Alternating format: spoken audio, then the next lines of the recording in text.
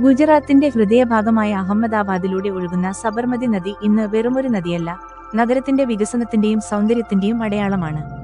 ആ സൗന്ദര്യത്തിന് മാറ്റുകൂട്ടിക്കൊണ്ട് നദിക്ക് കുറുകെ തലയുയർത്തി നിൽക്കുന്ന ഒരു നിർമ്മാണ വിസ്മയമുണ്ട്, അടൽ ബ്രിഡ്ജ്.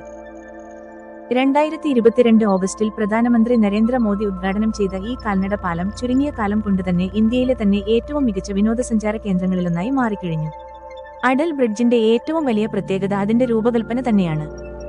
അക്കാലത്ത് വില്ലിംഗ്ടൺ ഐലൻഡിനെയും മട്ടാഞ്ചേരിയെയും തമ്മിൽ ബന്ധിപ്പിക്കുക എന്ന വലിയ ദൗത്യമാണ് ഈ പാലം ഏറ്റെടുത്തത്. ഇരുമ്പും തടിയും കൊണ്ട് തീർത്ത ഈ പാലത്തിന്റെ ഏറ്റവും വലിയ സവിശേഷത അതിന്റെ മധ്യഭാഗമായിരുന്നു.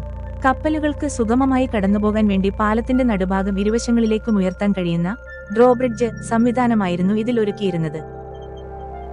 ഏകദേശം 300 മീറ്റർ നീളമുള്ള ഈ പാലം നിർമ്മിക്കാൻ 2600 മെട്രിക് ടൺ സ്റ്റീൽ പൈപ്പുകളാണ് ഉപയോഗിച്ചിരിക്കുന്നത്. ഇതിന്റെ മേൽക്കൂരയിൽ നൽകിയിരിക്കുന്ന പലനിറത്തിലുള്ള ഫാബ്രിക് പാനലുകൾ പകൽ സമയത്ത് വെയിലിനെ തടയുന്നതിനൊപ്പം പാലത്തിന് ഒരു പ്രത്യേക ഭംഗിയും നൽകുന്നു. സബർമതി റിവർ ഫ്രണ്ടിന്റെ കിഴക്കും പടിഞ്ഞാറും വശങ്ങളെ തമ്മിൽ ബന്ധിപ്പിക്കുന്ന ഈ പാലത്തിലൂടെയുള്ള നടത്തം ഒരു വേറിട്ട അനുഭവമാണ്. ഒരു വശത്ത് മനോഹരമായ ഫ്ലവർ പാർക്കും മറുഭാഗത്ത് ആർട്ട് ആൻഡ് കൾച്ചറൽ സെന്ററും സ്ഥിതി ചെയ്യുന്നു. പാലത്തിന്റെ ചില ഭാഗങ്ങളിൽ സുതാര്യമായ ഗ്ലാസ് പാകിയ തറയുണ്ട്. അതിലൂടെ താഴേക്ക് നോക്കുമ്പോൾ ഒഴുകുന്ന നദിയുടെ ദൃശ്യം കാണാം. അല്പം പേടിയും അതിലേറെ കൗതുകവും നൽകുന്ന ഒന്നാണത്. നടന്നു തളരുന്നവർക്ക് ഇരിക്കാനായി തടിയിൽ തീർത്ത ഇരിപ്പിടങ്ങളും ലഘുഭക്ഷണത്തിനായി ചെറിയ കിയോസ്കുകളും ഇവിടെ ഒരുക്കിയിട്ടുണ്ട്. സൂര്യൻ അസ്തമിക്കുന്നതോടെ അടൽ ബ്രിഡ്ജ് മറ്റൊരു രൂപത്തിലേക്ക് മാറും. പാലത്തിലുടനീളം സ്ഥാപിച്ചിട്ടുള്ള LED ലൈറ്റുകൾ തെളിയുന്നതോടെ നദിയിൽ അതിന്റെ പ്രതിബിംബം പതിഞ്ഞ് സബർമതി തീരം ഒരു സ്വർഗപുരിയായി മാറും.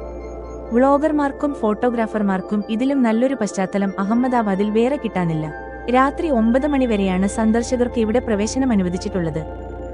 നിങ്ങൾ ഇവിടം സന്ദർശിക്കാൻ പ്ലാൻ ചെയ്യുന്നുണ്ടെങ്കിൽ വൈകുന്നേര സമയം തിരഞ്ഞെടുക്കുന്നതാണ് ഏറ്റവും അനുയോജ്യം. ഒരാൾക്ക് 30 മിനിറ്റ് വരെ പാലത്തിൽ ചിലവഴിക്കാൻ അനുവാദമുണ്ട്.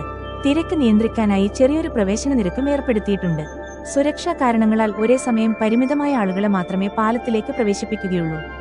അഹമ്മദാബാദിന്റെ ആധുനിക മുഖവും പാരമ്പര്യവും ഒരുപോലെ ഒത്തുചേരുന്ന അടൽ ബ്രിഡ്ജ് നഗരത്തിലെത്തുന്ന ഏതൊരു സഞ്ചാരിയും തീർച്ചയായും കണ്ടിരിക്കേണ്ട ഒരിടം തന്നെയാണ്.